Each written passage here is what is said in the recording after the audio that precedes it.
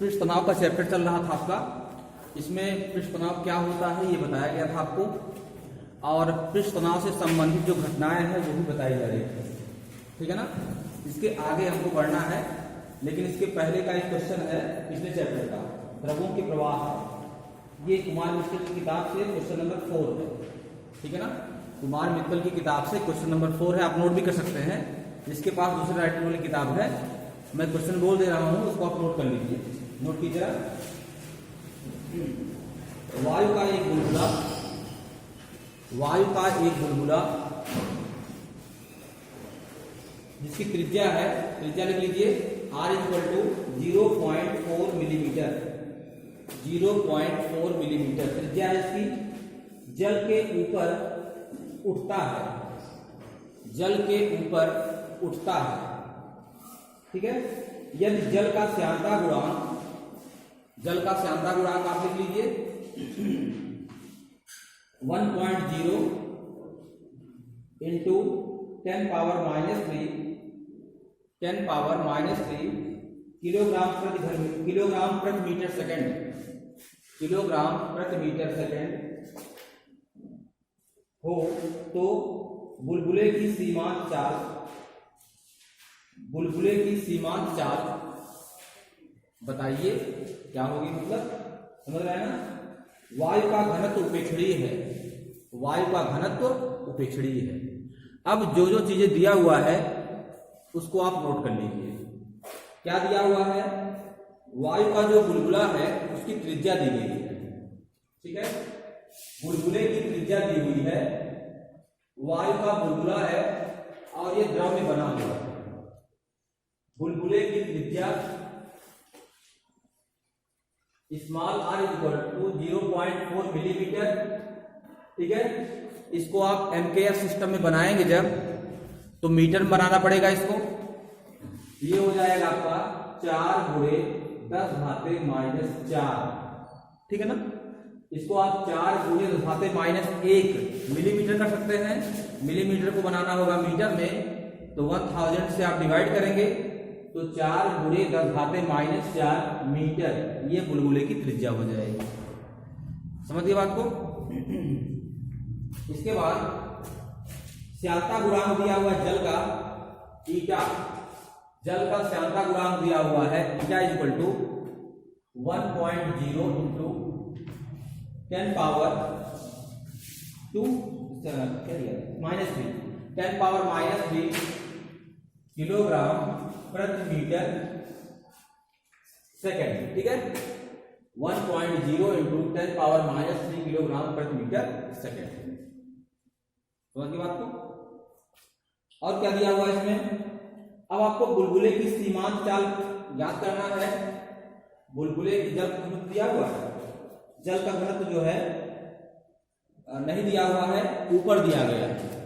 जल का घनत्व दिया है ऑलरेडी, ठीक है ना। जैसे आप जब क्वेश्चन लगाते हैं तो जो चीज नहीं दिया है वो चीजें ऊपर समराइज करके देता है। समझ रहे बात को। ऊपर आप देखेंगे तो इकट्ठे सूत्र लिखा है ना, गुरुत्वीकरण इतना है, जल घनत्व इतना है, पारे घनत्व इतना है, सब इकट्ठे दे दिया हुआ है। तो अगर क्वेश्चन में नहीं दिया हुआ है तो आप वहां से यूज कर सकते हैं उसको। तो जल का घनत्व दिया हुआ है 10⁻3 मतलब रो = 10⁻3 किलोग्राम प्रति घन मीटर। समझिए बात को, ठीक है ना। ये इतना चीज दिया हुआ है। अब देखिए सीमांत चाल पूछ रहा है आपसे, सीमांत चाल v की वैल्यू पूछ रहा है क्या होगी, ठीक है। सीमांत चाल की वैल्यू क्या होगी ये पूछा जा रहा है। तो ध्यान दीजिएगा, जैसे ये आपका द्रव है और इसमें ठोस गोली आपकी गिरती है, द्रव में ठोस गोली आपकी गिरती है, तो आप सूत्र क्या लगाते हैं, v = 2/9 r² in bracket ρ - sigma into g/ईटा। सूत्र याद है आपको ना, ये सूत्र लगता है, ये सूत्र बताया गया है। अगर आप वीडियो देखे होंगे ये सूत्र आपको द्रवों के प्रवाह में बताया गया है, और नहीं देखे होंगे, आप शुरुआत कर रहे होंगे तो फिर समझ में नहीं आएगा आपको। समझ रहे हैं। तो 2/9 I square in bracket rho minus sigma into g upon theta. यहाँ पर स्मॉल आर ये त्रिज्या होती है किसकी, जो गिरता है। इसमें अगर द्रव में ठोस गोली गिर रही है तो ठोस गोली की त्रिज्या है, ठोस की त्रिज्या है। यहाँ रो जो होता है यह ठोस का घनत्व होता है, ठोस घनत्व होता है, ठीक है। सिग्मा जो होता है ये द्रव घनत्व है। ये ठोस जैसे स्टील की गोली है और द्रव में गिर रही है, जल में गिर रही है, तो जल का घनत्व सिग्मा होता है। और रो जो है ये क्या होता है, रो घनत्व होता है इसका, ठोस का। और ईटा जो है वो ये जो आपका द्रव है इसका श्यानता गुणांक होता है। बात क्लियर हुई। अब यहाँ पर क्या है कि द्रव है और द्रव में जो है ये वायु का बुलबुला बन रहा है। द्रव के भीतर वायु का बुलबुला बन रहा है और वायु का बुलबुला द्रव में बनेगा तो ये नीचे थोड़ी जाएगा, ये ऊपर जाएगा फिर, ठीक है ना। ठोस गोली तो द्रव में नीचे आती है लेकिन ये गोली जो है द्रव में ऊपर की तरफ जाएगी। बात क्लियर हो गई। तो आप इसको क्या करेंगे, जहां पर ठोस का घनत्व रखते थे वहां पर क्या है, ये वायु का बुलबुला जो है उसका घनत्व रखेंगे ठोस की जगह पे, क्योंकि जो ऊपर नीचे गति करेगा उस ठोस की जगह पे आप क्या रखेंगे, वायु के बुलबुले का घनत्व रखेंगे। समझिए बात को। और ये जो द्रव आपका है इस द्रव का घनत्व सिग्मा आप यहां रखेंगे। बात क्लियर हो गई। देखिए दो चीजें हैं, जैसे इसमें कहा है वायु का बुलबुला है और ये जल में ऊपर उठ रहा है।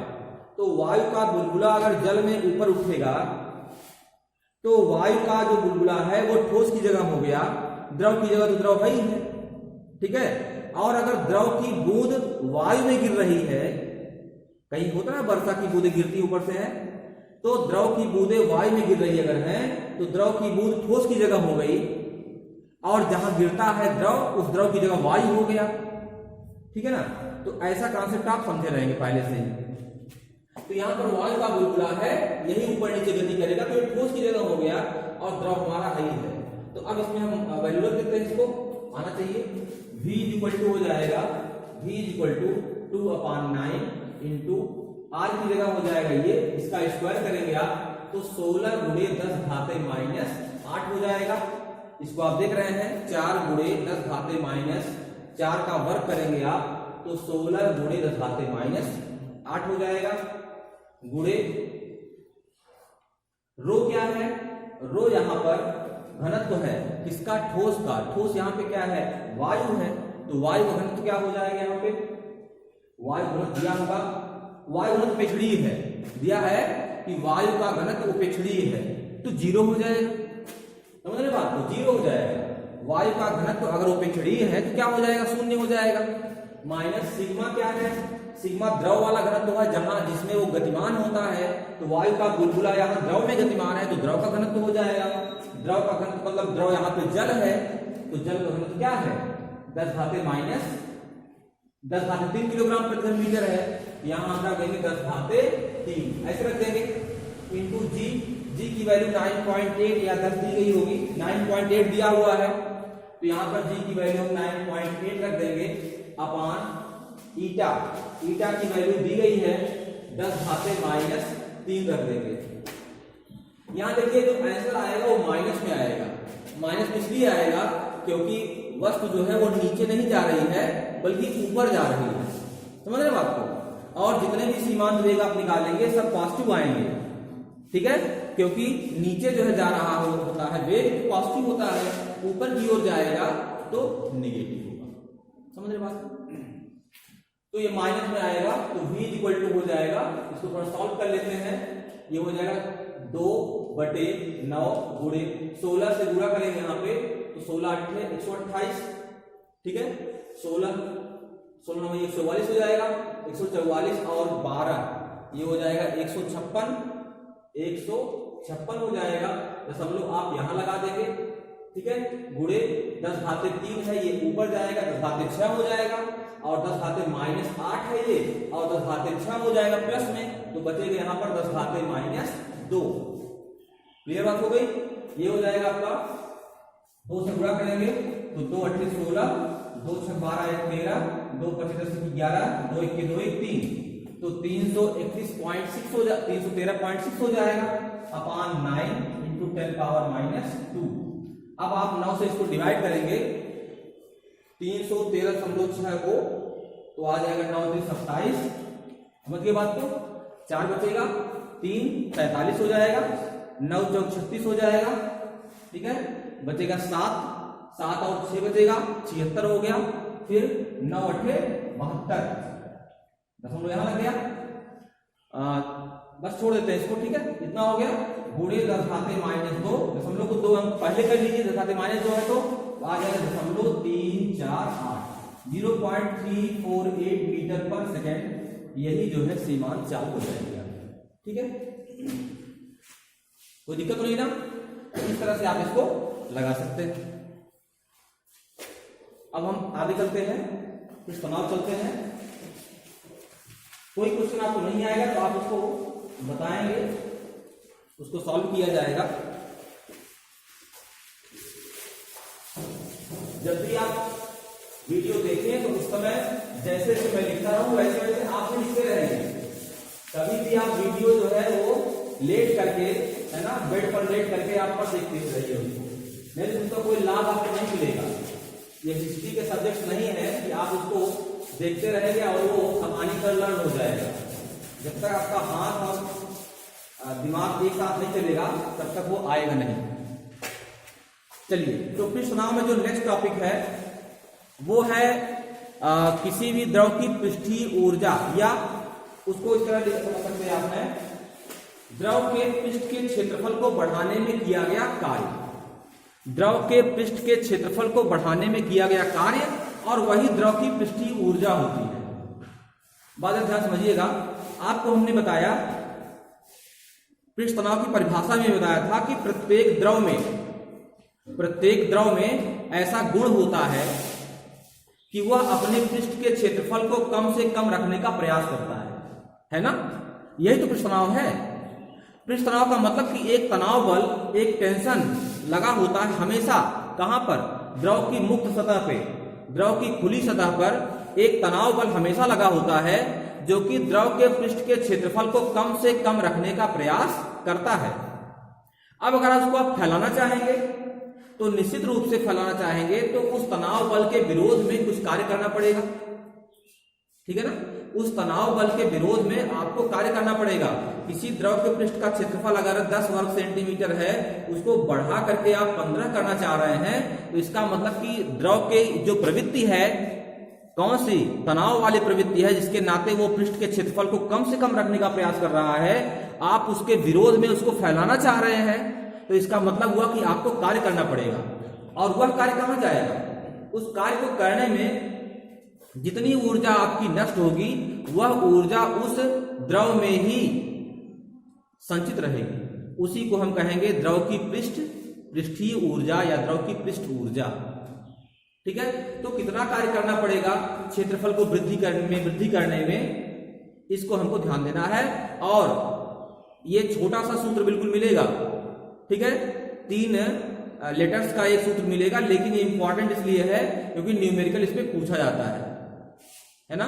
पूछा जाएगा कि एक बड़ी सी बूंद है पारे की या एक बड़ी बूंद है जल की, उसको हमने 8 छोटी छोटी बूंदों में तोड़ दिया या 27 छोटी छोटी बूंदों में तोड़ दिया तो पृष्ठ का क्षेत्रफल बढ़ गया। भाई, एक बड़ी बूंद का क्षेत्रफल अगर है, मान लीजिए कुछ भी है, उसको आपने कई बूंदों में तोड़ दिया तो अलग अलग बूंदों का क्षेत्रफल मिला देंगे, ज्यादा हो जाएगा। इसका मतलब अगर बूंदों में आपने तोड़ा तो उसके पृष्ठ के क्षेत्रफल को बढ़ाया, तो कितना आपने कार्य किया या उस कार्य को करने से कितनी ऊर्जा उस पृष्ठ में संचित हो गई, इसके लिए आपको सवाल मिलेगा। तो उस सवाल में इस सूत्र का काम लगेगा। ठीक है, तो उस दृष्टिकोण से ये टॉपिक इंपॉर्टेंट है। ठीक, चलिए देखिए, ये एक पृष्ठ है, इसकी हम कल्पना करते हैं। ठीक है, यह एक मुड़ा हुआ तार समझ लीजिए, यह एक मुड़ा हुआ तार है और इस मुड़े हुए तार पर क्या है? जल की एक पतली सी फिल्म बनी हुई है। एक पतली सी फिल्म, जैसे वायु का बुलबुला होता है, उसमें देखिए आपको अपना चेहरा भी दिख जाएगा। वायु का बुलबुला अगर जल में बना हुआ है तो आप देखेंगे बिल्कुल क्लियर नहीं दिखेगा, लेकिन वो ट्रांसपेरेंट होता है ना, तो क्या होता है, वो जल की पतली सी परत होती है, बिल्कुल पतली सी परत होती है, अंदर भी वायु होती है, बाहर भी वायु होती है। समझिए बात को। तो उस जल की पतली फिल्म की तरह से एक बहुत पतली सी फिल्म यहां बनी हुई है, यह एक जुड़ा हुआ तार समझ लीजिए है, इस पर जल की एक पतली सी फिल्म ये बनी हुई है।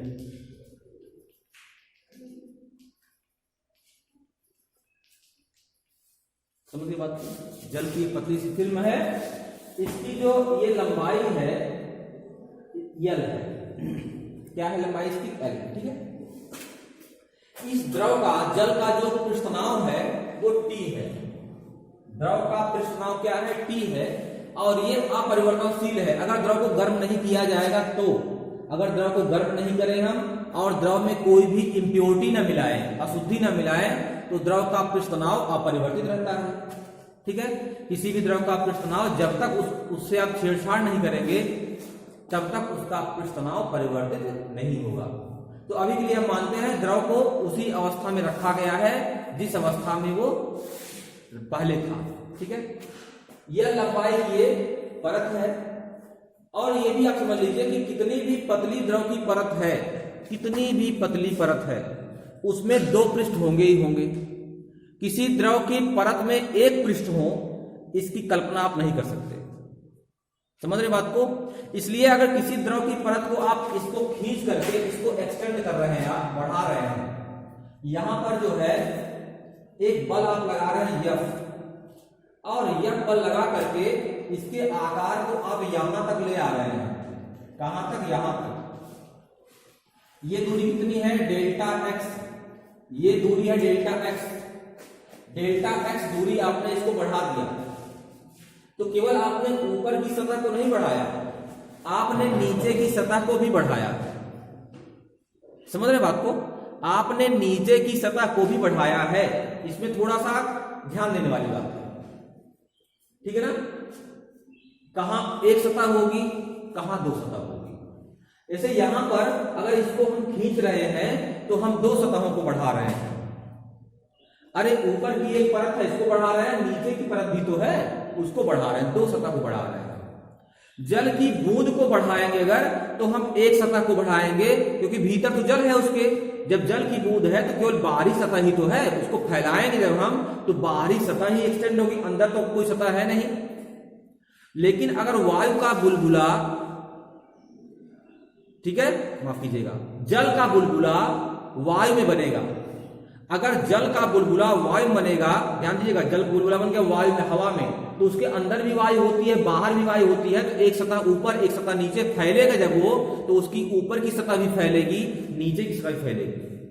लेकिन अगर जल के भीतर, ध्यान दीजिएगा, वही वायु का बुलबुला जल के भीतर बन जाए तो उसमें एक सतह होगी, क्योंकि अगर अंदर बनेगा तो बुलबुले के भीतर तो वायु रहेगी, अब बुलबुले के बाहर क्या, जल रहेगा।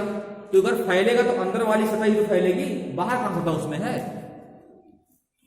इसमें कंफ्यूजन अक्सर होता है, क्योंकि अक्सर अगर दो सतह है, दो से मल्टीप्लाई किया जाएगा, इसलिए मैं बता रहा हूं। इसको आप ध्यान देंगे, कहां पर एक सतह, कहां पर दो सतह। अगर बाहर अंदर एक ही माध्यम है तो दो सतह हो गई, अगर बाहर दूसरा माध्यम, अंदर दूसरा माध्यम, तो एक सतह हो गई। जैसे वायु का बुलबुला जल में बनेगा तो एक सतह, क्योंकि उस वायु के बुलबुले के बाहर जल रहेगा, भीतर वायु रहेगी। जल का बुलबुला वायु में बनेगा, या जल की बूंद समझ लीजिए वायु में है, तो एक सतह, क्योंकि भीतर जल है, बाहर वायु है, ठीक है। लेकिन अगर जल का बुलबुला वायु में बनेगा तो उस अवस्था में भीतर भी वायु है और बाहर भी वायु, दो सतह हो जाएगी। तो वैसे यहां पर क्या है, एक सतह ऊपर की फैलेगी और एक सतह नीचे की फैलेगी। ये बात क्लियर हो गई यहां तक ना। अच्छा, अब आपको पता है कि प्रति एकांक लंबाई पर कार्य करने वाले अभिलंबोत बल को ही हम पृष्ठतनाव कहते हैं। फार्मूला आपको ये पता होगा, है ना, क्या T = F/L, ये चैप्टर की शुरुआत में बताया गया था आपको, समझ रहे हैं ना। प्रति एकांक लंबाई पर जल के तल में, ठीक है, रेखा के लंब रूप जो बल कार्य करता है उसी का नाम क्या है, पृष्ठतनाव है। तो पृष्ठतनाव एक नियतांक होता है, अर्थात बल जो F हमारा है ये प्रोपोर्शनल होता है यल के, यह प्रोपोर्शनल टू यल होता है। और F इज इक्वल टू आप लगाएंगे तो यहाँ एक कांस्टेंट मिलेगा T, तो F इज इक्वल टू हो जाएगा T इंटू L, तो T इक्वल टू F1L, वही तो आता है ये। मतलब अधिक लंबाई अगर यहाँ पे है, इसको खींच के हम ज्यादा दूर बढ़ाएंगे, ज्यादा बल कार्य करना पड़ेगा। अगर थोड़ी सी लंबाई इसकी है तो कम बल लगाएंगे, कम कार्य करना पड़ेगा, ठीक है। तो यह प्रोपोर्शनल टू L होता है, लेकिन यहाँ पर चूंकि दो पृष्ठ है इसलिए दोहरी लंबाई हो जाएगी, तो यहाँ पर 2L हो जाएगा। दो पृष्ठ रहेगा तो 2L हो जाएगा, एक पृष्ठ रहेगा तो L हो जाएगा। यह प्रोपोर्शनल क्या हो जाएगा 2L, समझ गए बात को। या F इक्वल टू हो जाएगा T, जो अनुमानुपात का चिन्ह हम हटाएंगे तो एक कांस्टेंट मिलेगा, उसको हम T से तो कर रहे हैं, हो जाएगा T इंटू 2L, यही बल हो जाएगा हमारा, समझ गए, यही हमारा बल हो जाएगा। अब इसको खींचने में कार्य कितना किया गया है ये निकालना है, तो किया गया कार्य, क्योंकि जितना कार्य आप करेंगे, कार्य का मात्रक भी जूल होता है, जितना कार्य आप करेंगे वह उतनी ही ऊर्जा उस पृष्ठ में जाकर संचित हो जाएगी, जिसको हम द्रव की पृष्ठ ऊर्जा कहते हैं। तो यहाँ पर W कार्य बराबर हो जाएगा बल गुणित विस्थापन को कार्य करते हैं। बल कितना लगा है F, ऐसे F लिख लेते हैं पहले, और विस्थापन कितना हुआ है, ये दूरी डेल्टा x हमारा हो गया विस्थापन। F की वैल्यू क्या है, ऊपर से T into 2L into delta x हो गया, यही हो जाएगा T into L into delta x। देख रहे हैं ना, लंबाई गुणे चौड़ाई, अरे ये लंबाई हो गई और चौड़ाई, लंबाई गुणे चौड़ाई क्या होता है, क्षेत्रफल होता है। ये क्षेत्रफल हो गया, दुगना है तो दोहरा क्षेत्रफल हो गया, मतलब पूरे पृष्ठ का क्षेत्रफल हो गया। इसको हम डेल्टा ए लिख दे रहे हैं, लेकिन ये ध्यान रखिएगा डेल्टा ए क्षेत्रफल केवल एक पृष्ठ का नहीं है, अगर दो पृष्ठ वहां शामिल हैं तो दोनों पृष्ठों का क्षेत्रफल है ये। तो W बराबर हो जाएगा T इंटू डेल्टा ए, या T इक्वल टू हो जाएगा W अपान डेल्टा ए। ये छोटा सा महत्वपूर्ण सूत्र है, या इसको इसी रूप में याद कर लीजिएगा, दोनों रूप में याद कर सकते हैं आप, हैं कहीं भी इसका यूज कर सकते हैं। अगर हम डेल्टा ए की वैल्यू 1 कर दें, मतलब 1 वर्ग मीटर क्षेत्रफल में वृद्धि हो जाए। डेल्टा ए क्या है, पृष्ठ के क्षेत्रफल में होने वाली वृद्धि है। अगर ये 1 वर्ग मीटर हो जाए तो प्रति एकांक क्षेत्रफल वृद्धि करने पर जो कार्य करना पड़ता है वही उस द्रव का पृष्ठ तनाव होता है। अब पृष्ठ तनाव की दूसरी परिभाषा हम आपको दे रहे हैं कार्य के पदों में। किसी द्रव के पृष्ठ के क्षेत्रफल को हम बढ़ाते हैं तो प्रति एकांक क्षेत्रफल में वृद्धि करने पर जो कार्य करना पड़ता है उसे हम उस द्रव का पृष्ठ तनाव कहते हैं। अब आपको यह अगर पूछना है, ये जानना है कि कितना कार्य करना पड़ेगा हमको द्रव के मतलब पृष्ठ के क्षेत्रफल को बढ़ाने में, तो कुछ भी नहीं करना है, पृष्ठ तनाव जो है फिक्स है, वो दिया रहता है, वो किताब में दिया है आपको। इसी में डेल्टा ए से मल्टीप्लाई कर दे अगर हम, तो कितना कार्य करना पड़ेगा उस पृष्ठ के क्षेत्रफल को बढ़ाने में, सिंपल सी बात है, आ जाएगा। तो डेल्टा ए कैसे निकलेगा, पहले पृष्ठ का क्षेत्रफल कितना था वो हम कैलकुलेट कर लेंगे, बाद में बढ़ गया पृष्ठ का क्षेत्रफल तो अब कितना हो गया वो कैलकुलेट कर लेंगे, फिर घटा देंगे हम, ठीक है। जो हमको मिलेगा, वृद्धि मिलेगी, उसी वृद्धि क्षेत्रफल को यहां रख देंगे।